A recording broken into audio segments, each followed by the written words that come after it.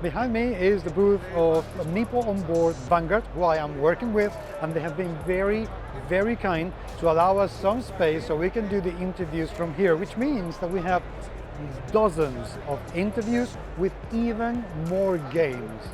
Welcome to So Play Wheel at Spiel 2024.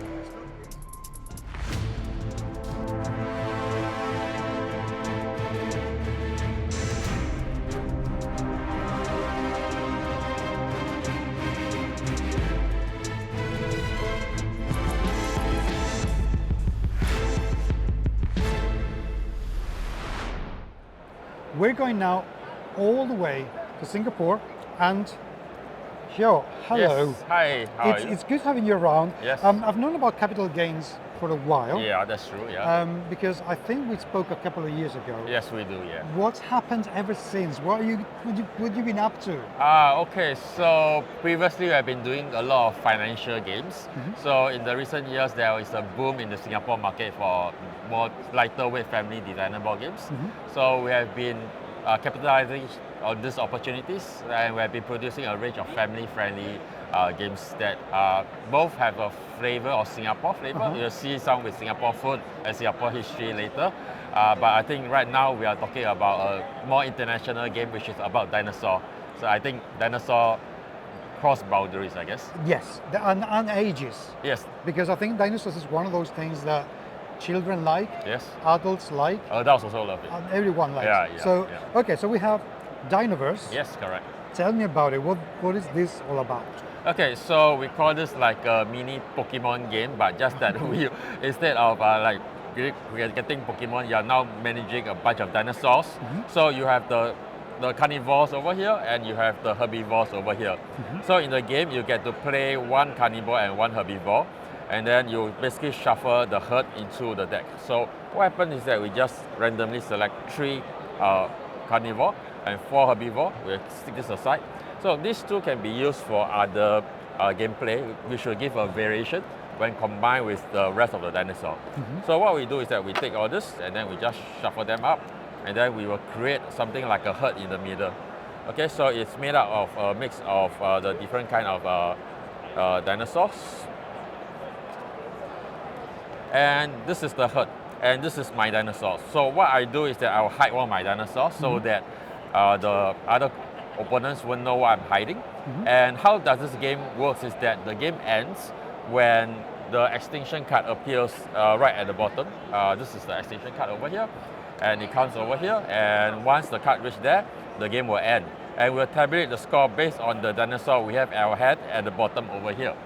So there's a couple of ways to score, but in general, Carnivore, they want to eat people and throw them into the graveyard. So the thicker your graveyard, the more your Carnivore will score.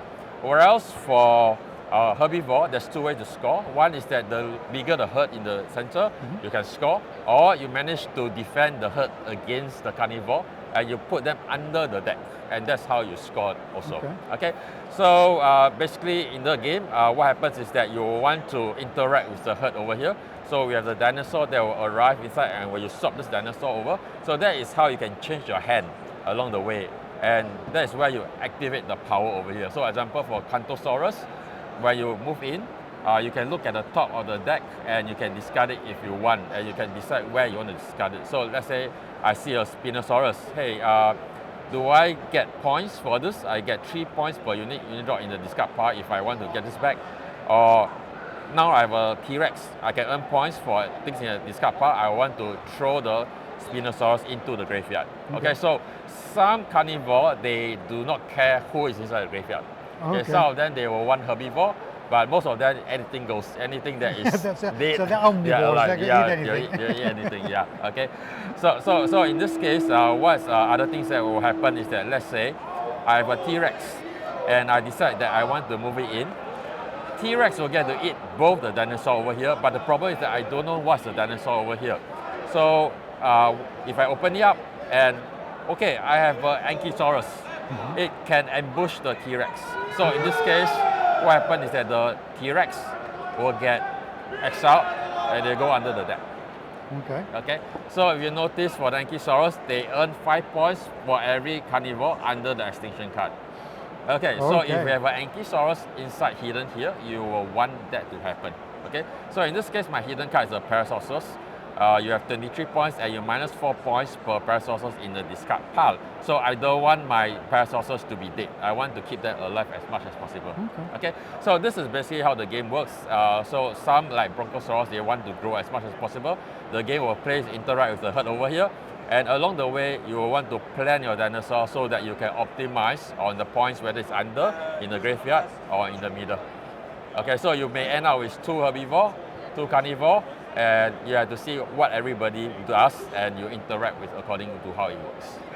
For a game that feels like not particularly complicated, there's a lot of game in there. There's Yes, a lot correct. of thinking to be done and a lot of strategizing that's right. Yes, that's right. to be done. Are the dinosaurs and their abilities, are they linked to real dinosaurs or have you just invented them? I mean, we try to link it to real dinosaurs. Like Spinosaurus is actually a aquatic dinosaur. It can dive under, and it basically comes up to the land to grab all the dinosaurs. So you've seen Jurassic Park, you've seen that in action. So what we do is that this dinosaur ability, basically it allows dinosaurs, it will, after you've eaten a dinosaur, you always hide over here. Okay. So what happens is that one of the action in the game is to flip this card open, and that will basically allows you to move the dinosaur left or right, and you'll start eating dinosaurs around. So we try to design the hide inside the water action into the mechanics of the game, and that's one of the things. So like example, like Velociraptor is fast, so it is very flexible in doing the thing. So you can have 3 kind of actions that you can take. Whether you want to eat, you want to move around, or you want to do other things. Because they are small, they are nimble, and they are fast. Yep. So we try to design the inherent characteristic of the dinosaur in mind into each and every card. I love that. I think that should be really, really good fun. How many people can play this game? It's a 2 to 5 player game. Okay. Yep. So as a 2 player, I guess it's interesting that it's something like a duel between 2 of you. So you duel between the cards in the between, and you try to sense whether they're going for the herbivore routes or the carnivore route. So at the start of the game, the player might have an idea that, hey, I want to go herbivore, or some will go carnivore. But along the way, it becomes something like a 1v1 between the herbivore and the carnivore. So when it's a multiplayer game, it's become like more of a all for everybody kind of thing, and you have to watch where the winds blow. Whether the carnivore is eating out and piling up the crops very quickly, or the herbivore is growing the herd so big that it's time that my carnivore can't eat fast enough. It's time for me to switch the sides and switch to a herbivore. I can see 2 egg tokens in there. Yes, that's what right. What are they for? Oh, it gives you an extra token. Okay, so if it gives you an extra action, and if let's say you only can perform 1 action during every round, and once you want a secondary action, so in a 1 action game, a second action is extremely powerful. So once you use the second one, you can do another action. And how do I get the egg back? You need to have Camptosaurus in play.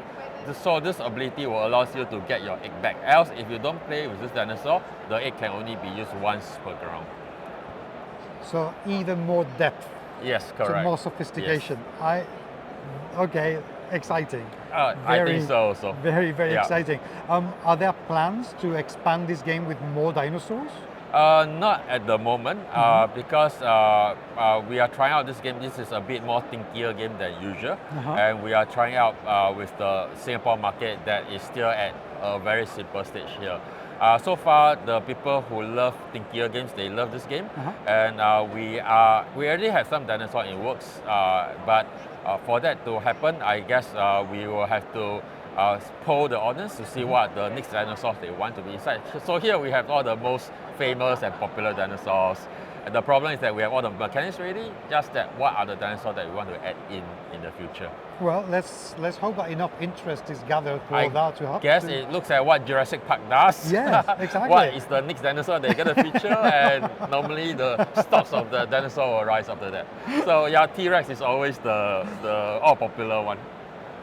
Fantastic. Oh, okay, this game is going to be available obviously here at Spiel. Yeah. But once the show is over, where can people buy it? I guess you can only buy it in Singapore.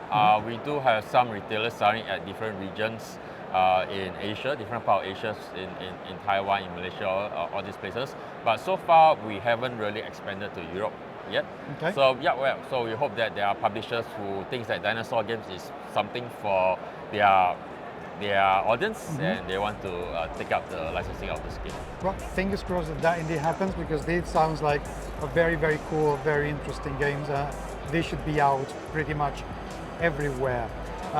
Thank you very much indeed for being with me today. This was absolutely lovely, but we have more games to come. Precisely. So don't go away. We'll be back very, very soon indeed.